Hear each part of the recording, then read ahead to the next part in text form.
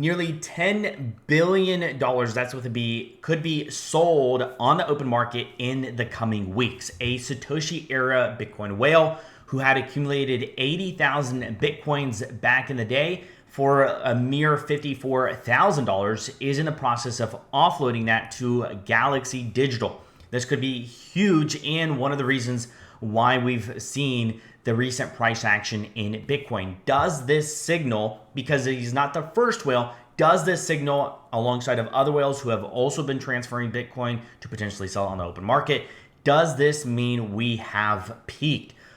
Could be contrary to the fact that Trump signed earlier today into law the Genius Act. Huge move for stablecoins. We're going to talk about that as well, and the fact that there is still a huge rally currently happening, maybe put on a short pause for altcoins. We've been talking about this weeks in advance, XRP to hit all-time highs. That has happened as we predicted. And I think there's even more opportunities with other altcoins, which we're going to dive into in today's video.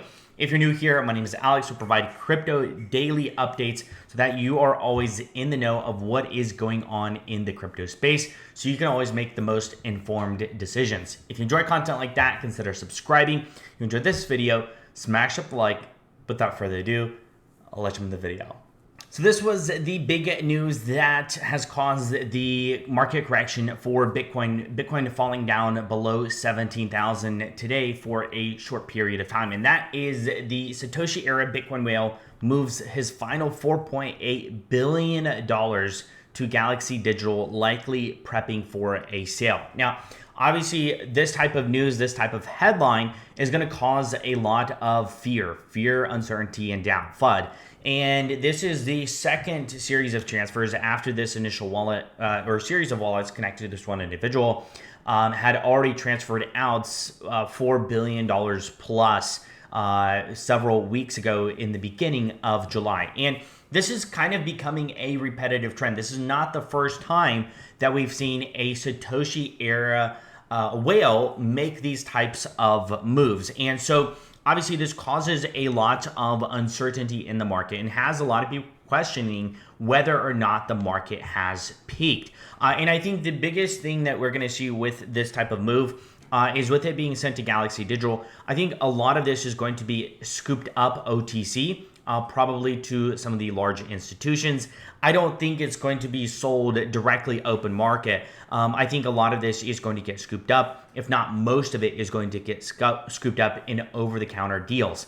Galaxy Digital, something like that is definitely possible. So I don't think there's going to be a huge noticeable impact directly in like a single candle just offload kind of thing when it comes to the Bitcoin price. But either way, and probably one of the best trades ever recorded when it comes to just trades in general, trading in general. And so when you take a look at the fact that this individual, originally, this was from 2011, completely inactive since 2011, moving all of this starting on July 4th.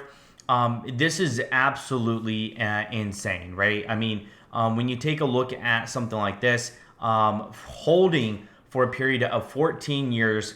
And obviously, this was worth billions of dollars back in, I mean, if you think about this, right? Back in 2021 at Bitcoin's all-time high, if we pull out a calculator, right? I mean, this individual could have cashed in at that time. I mean, when you take a look at, what is this? 80,000 Bitcoins times 69,000. I mean, he could have cashed in on 5.5 billion, but what is 5.5 billion when you can have almost 10 billion and, an extra 5 billion? So I think it's pretty interesting to see that, obviously at this time, this type of decision gets made.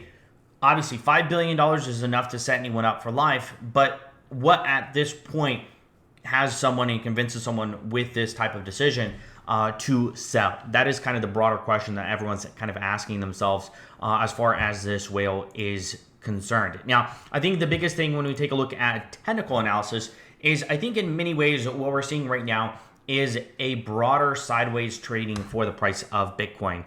And it's going to be very volatile. I think we're seeing exactly what we saw back in May. We saw two very, very massive candles, right? And then followed that up with a little bit of sideways trading before we had another leg up, right?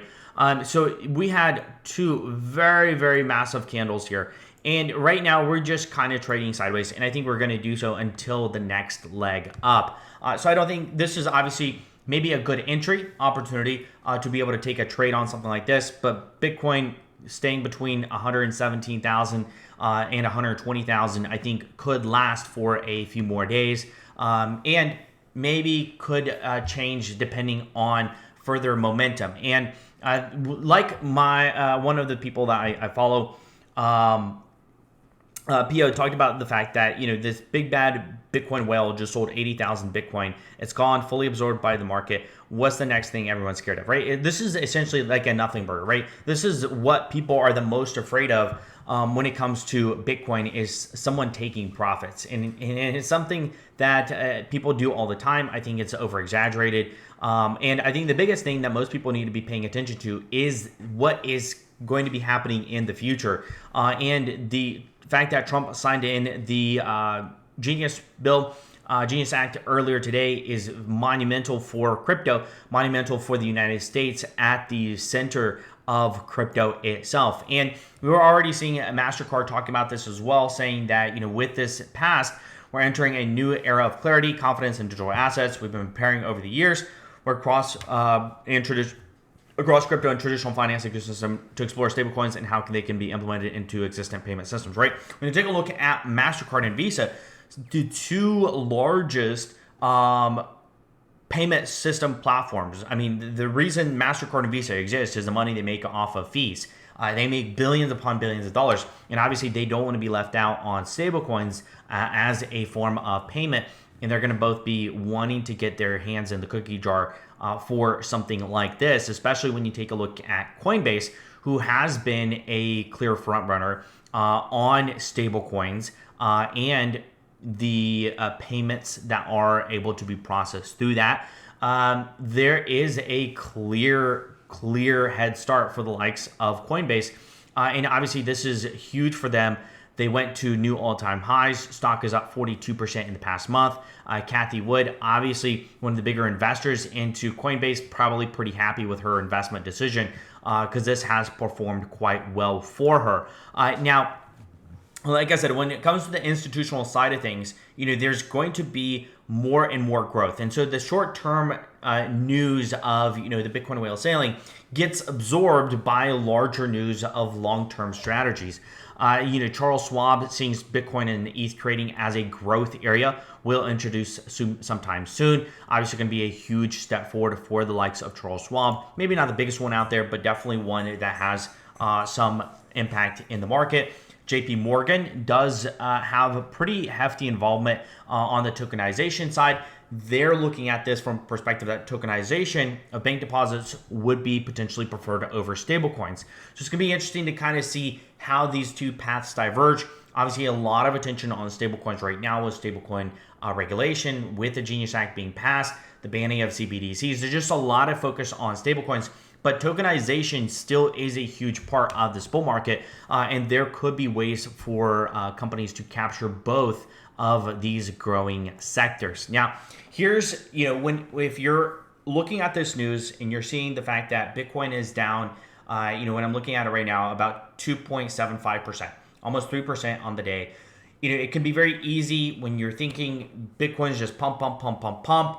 You see these type of corrections to get very down in the weeds, to get kind of you know, not depressed, but you kind of you don't have that same level of excitement. I want to share with you one thing that could be a path forward for Bitcoin. And historically, when this happens, it is extremely bullish. So this is what's called a golden cross. Now, for those maybe not familiar with what a golden cross is, this is one of the things where you have on a trade, this is technical analysis specifically, but this is formed when the 50-day simple moving average crosses above its 200-day equivalent. So The 50-day, more of a short term, crosses above the 200-day. So something on the long term, this means short-term bullishness essentially is surpassing the long-term level of support.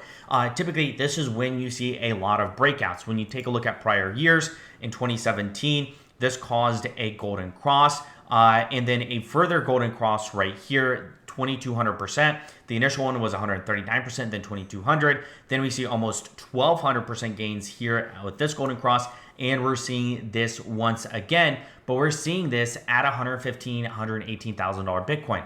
Does that mean we have a 10x in the books in play for Bitcoin? You know, that is the broader question everyone's kind of asking, is how reliable is this golden cross? And I personally don't see 1,200% gains from here. I do think we're going to see some gains, maybe not 1,200% in the short term, but I think this is a very, very bullish sign for a lot of people who are technical traders. And one of the things when it comes to altcoins, we're starting to see a lot of altcoins, and we've been seeing this already, but we're starting to see it even more on an individual basis. We're seeing this with Cardano. There's really some of the top 50 altcoins.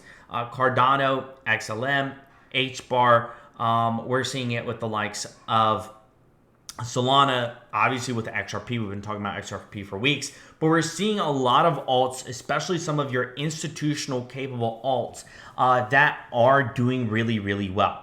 And so there's a very, very bullish case for the likes of Stellar, XLM, having a further upside. When you take a look at the upside opportunity with some of the alts, when it comes to other levels of resistance, when you look at prior level support from compared to 2021, a lot of these are still down from their highs, right? So if you take a look at where this is right now, this isn't even the all-time high for XLM.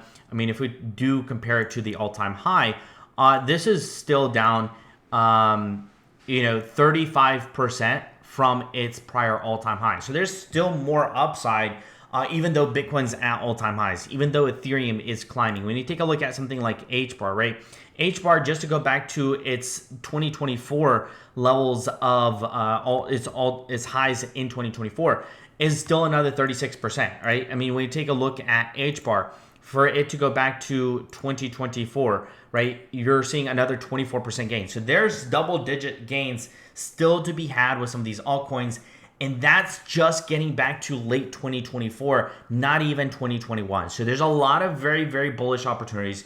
I think there's more upside on the table, and I think you're going to have to look at, when you take a look at CoinMarketCap, when you take a look at what is available on the different altcoins that have upside.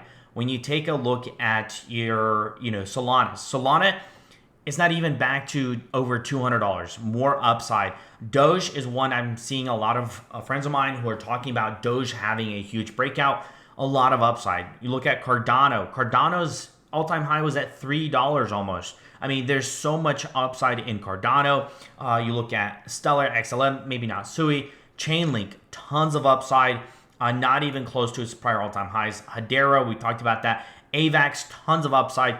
AVAX kind of on the back burner, but you see a lot of these that have a ton of potential, that still have a lot of growth, that are doing quite a lot in this space, and are not anywhere close to their prior all-time highs. And I think those are the ones currently that people are focusing on. They're pivoting their profits from Bitcoin's run into some of these alts that still have time to run, that aren't as risky of being at their highs, that there's more upside to be had. So that said, what is your favorite altcoin right now that you're eyeing for maybe the next month or two that is not at its prior all-time high, that you think has more upside? Let me know in the comment section below. If you enjoyed this video, smash the like, enjoy content like this, consider subscribing. And until next time, guys, stay invested.